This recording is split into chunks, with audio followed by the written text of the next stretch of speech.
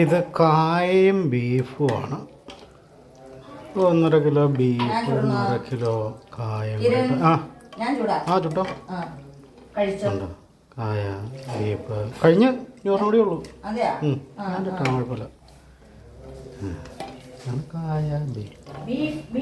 ഇതതിൻ്റെ ഒപ്പം ഗോതമ്പ് ദോശയാണ്. റേഷൻ കടയിൽ കിട്ടുന്ന ആട്ടയുണ്ടല്ലോ, ആ ആട്ട വെച്ചുണ്ടാക്കുന്ന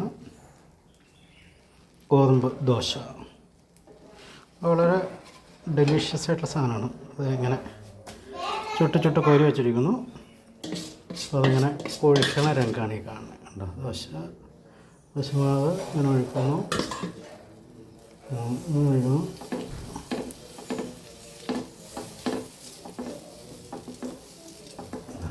എണ്ണയൊന്നും ചേർത്തിട്ടില്ല, എണ്ണയില്ല, ഒന്നുമില്ല. ഇത് ബീഫ് കൊണ്ടോ കേരളനായിട്ട് ഇങ്ങനെ കിടക്കുന്ന ബീഫ്. ഒന്നാമതിന് ബീഫാണ്. അതാണ് ബീഫും കൂർക്കയും. ഒന്നാമതിനും കൂർക്കയാണ് കേട്ടോ. Okay, hi guys.